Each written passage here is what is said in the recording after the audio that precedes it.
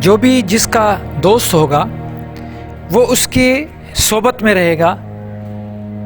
اور اس کی جو باتیں ہوں گی ان کو مانے گا۔ جب دو دوست آپس میں ایک دوسرے کی باتوں کو مانتے ہوئے چلیں گے تب جا کے ان کی دوستی کامیاب رہے گی۔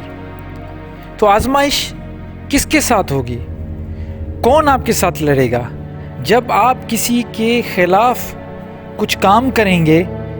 تو پھر آپ کو سامنے بہت ساری ایسی باتیں آئیں گی، رکاوٹیں آئیں گی، آزمائشیں آئیں گی۔ اب آپ کو اگر بہتر عمل کر رہے ہیں، عمل صالح کر رہے ہیں، تو اس کا مطلب ہوا کہ آپ اللہ کے ولی ہیں، آپ اللہ کے دوست ہیں،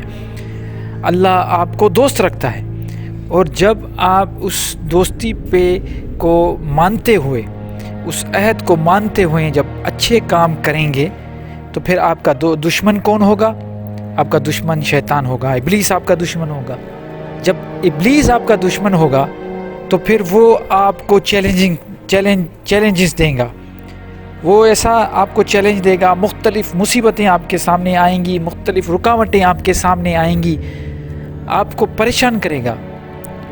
تب آپ کو وہ چیزیں سامنے آئیں گی اور آپ کو فیل ہوگا تو یہ آزمائشیں آپ کے سامنے آئیں گی۔ اور اللہ کے نیک بندے جو بھی ہیں ان سب کو یہ آزمائشیں ان سب نے ان آزمائشوں کو فیس کیا ہے۔ جب تک آپ ان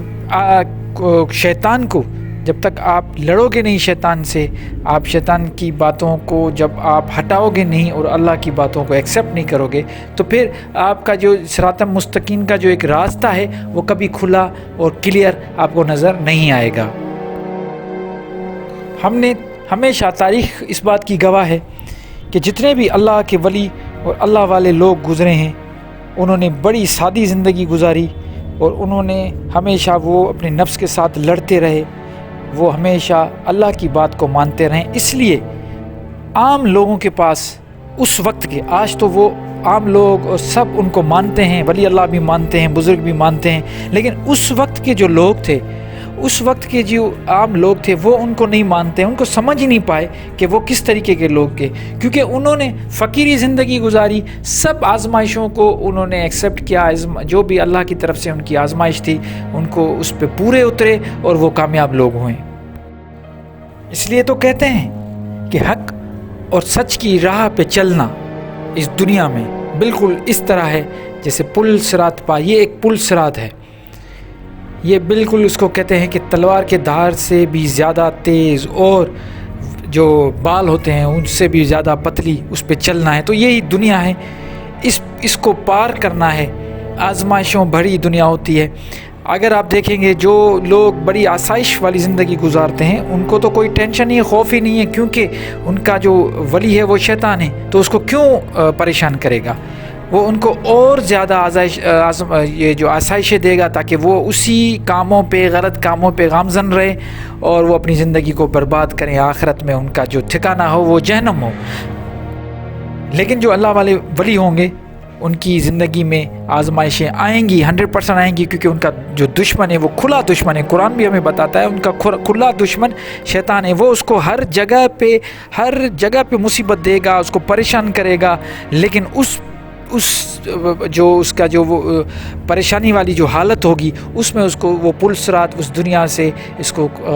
کراس کرنا، یہ چلنا اور سارے مسئلوں کو ساتھ لے کے صبر کر کے اور اللہ کی رسی کو پکڑ کے چلنا، یہی اس کی کامیابی ہوگی۔ تو یہ بالکل کلیئر بات ہے کہ جو حق رائے حق پہ ہوتا ہے، جو سچ بولے گا، جو ہمیشہ اللہ کے احکامات کو فالو کرے گا، عبادات کرے گا، تو ان کے ساتھ مصیبتیں بھی آئیں گی، کیونکہ آزمائشیں تو ان کی ہوتی ہیں نا۔ جو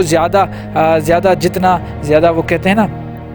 کہ مکتبہ عشق کا عجب دستور دیکھا، اس کو چھٹی نہ ملی جس نے سبق یاد کیا۔ اب اس کو چھٹی ملے گی ہی نہیں جس نے سبق یاد کیا۔ ظاہر سی بات ہے جو جتنا اللہ کے راستے پہ چلے گا اللہ اس کے لیے آسانی تو کرے گا، لیکن یہ شیطان کا وعدہ ہے، اس نے اللہ سے یہ عہد لیا تھا کہ میں ہمیشہ تمہارے بندوں کو وسوسے دوں گا، اس کو بہکانے کی کوشش کروں گا، اور وہ بہکاتا رہے گا، لیکن ہمیں یا وہ جو شخص جو چاہتا ہے کہ اللہ کی راہ پہ چلے، اس کو مصیبتیں آئیں گی شیطان کی طرف سے، لیکن وہ صرف وقتی ہوگی، اس کو اتنی زیادہ تکلیف نہیں ہوگی۔ اگر وہ اس پہ کھڑا ہوا، اس کو وہ ہرا دے گا اور وہ اس میں کامیاب ہوگا، تو یہی اس دنیا کی بھی اس میں کامیابی ہوگی اور آخرت میں بھی اس کے لیے بہت بڑے انعامات موجود ہیں۔ حضرت شاہ عبد اللطیف بھٹائی سندھ کے بہت بڑے